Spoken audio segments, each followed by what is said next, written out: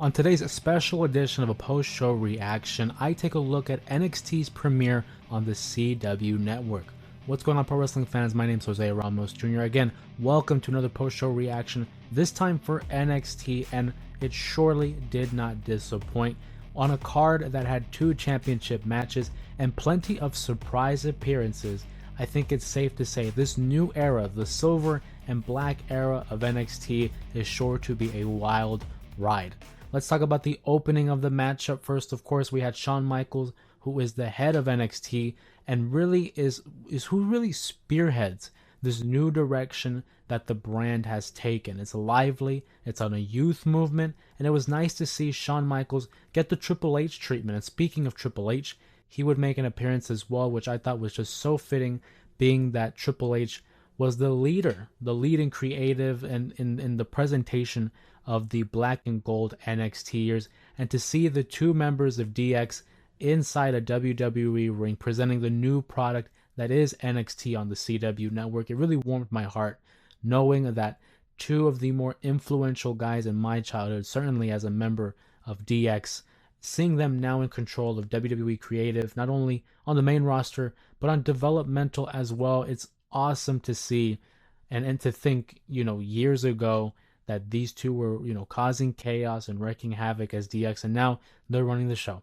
And obviously, Shawn Michaels announces to the live audience that we have new championship designs for both the men's and women's championship, a welcome new design to go along with the new Intercontinental Championship that Jey Uso introduced on Monday Night Raw. But this led us into the first matchup. It was the NXT Women's Champion Roxanne Perez defending her title against the newly signed Giulia, in what was a great back and forth matchup that really showcased both stars' strengths. I thought it was a great way to kick off this new era in NXT, and it ended with quite the surprise. You see, towards the end, we saw Roxanne Perez get the upper hand on Giulia, and as Giulia tried to re-enter the ring, a mysterious figure, a hooded figure, would emerge from the back, costing her the title match, allowing Roxanne Perez to successfully defend that title. And that was a big question heading into this matchup. Would they give Giulia the NXT Women's Championship on her not her very first matchup, but her first attempt against Roxanne Perez? And certainly being that it was the premiere episode on CW, why wouldn't you think that they would pull off something huge like that? Obviously, that wasn't the case. We saw this hooded figure emerge from the back, costing Giulia the championship, like I said. But the real surprise, was who was underneath the hood. And it would be Cora Jade, who had been gone due to injury for several months now. And we know the history between her and Roxanne Perez. And seeing this friendship, or previous friendship, kind of come together, but this time under the heel circumstances. I think it's a great move to interject Cora Jade into such a high profile storyline, have her back with Roxanne Perez, and in the midst of a feud with Giulia, and as we know, Stephanie Vaquer is just around the corner as well. Again, a great way to begin the night, and certainly it wasn't the only appearance from a WWE superstar that we saw. Shawn Michaels, Triple H being in the beginning, but throughout the night it was sprinkled with appearances, obviously, from CM Punk, who was a special guest referee. We saw Bianca Belair and Jade Cargill, the tag champions, make an appearance. In fact, they're going to be getting a match next week. A lot of stuff to talk about here, but the next match I want to talk about, obviously, is the street fight. It was Zachary Wentz versus Wes Lee, and what I think was a better matchup than that of their first encounter. Now, albeit it was under the guise of a street fight, and I'm all for a street fight. Great matchup here. The story being that 2 former best friends, 2 former members of MSK and the Rascals, and they put on quite the show. Again, another opportunity to showcase the mid-card division that is Wes Lee and Zachary Wentz for the Chicago crowd, for the CW network, and Wes Lee gets his win back. I think it's the right decision. We gave Zachary Wentz that win initially, and then Wes Lee gets the win in match 2. Who's to say we don't get a third match? If we do or we don't, yet to be seen.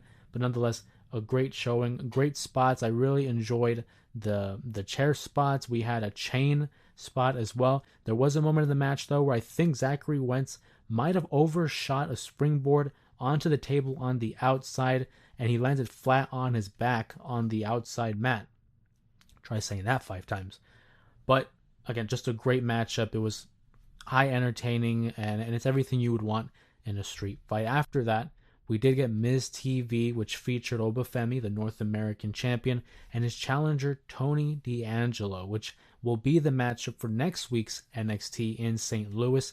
And I gotta say, Obafemi, at such a young age of 25, 26, he's going to be a star. This guy is going to be a future world champion. His presence alone, his ability to speak on the mic, he has an intimidating factor to him, and the crowd is already behind him with every word, with every sentence that he speaks. They have that cadence, that the growl that they have after each word that he says. Obafemi has the crowd in the palm of his hands, and Tony D'Angelo had to combat with the fans' what chants. There was a moment there, it was a little shaky in his promo, but he was able to weather the storm and regain the support of the audience, and again regather their interest for this matchup. Tony D'Angelo, I thought, did a fine job.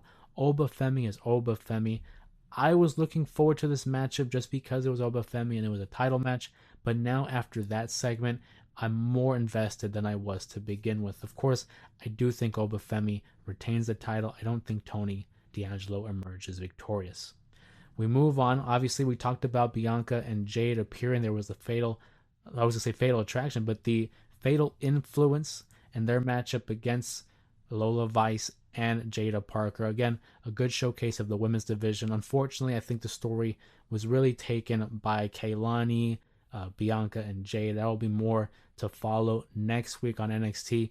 But it was real fast paced. A lot of moving parts around this episode. And before you know it, we were at the main event. Special guest referee CM Punk for the NXT Championship as Trick Williams challenges Ethan Page for a title that he had shockingly won, and many folks did not think he had earned.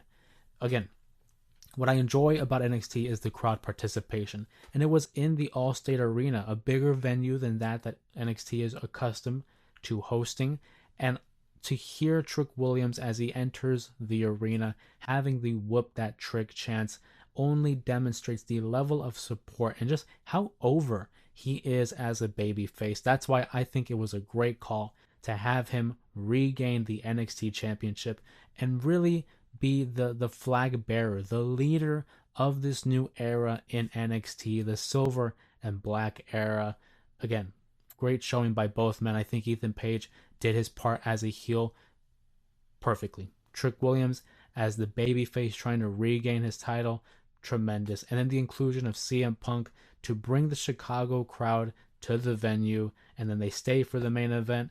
I think it was a successful premiere episode for the CW network. NXT is at its highest peak right now, and there's so much more to look forward to, as next week in St. Louis, Missouri, we're going to have Randy Orton make an appearance and even have a match against Javon Evans. But of course, I want to hear your guys' reaction to NXT. I want to know what was your favorite matchup, what was the biggest surprise in your opinion, and if you enjoyed this reaction to NXT, give the video a thumbs up, and don't forget to subscribe to the channel for other post-show reactions that I've uploaded on this channel. Of course, my name is Jose Ramos Jr. Thank you for hanging out with me this evening, and I'll see you next time.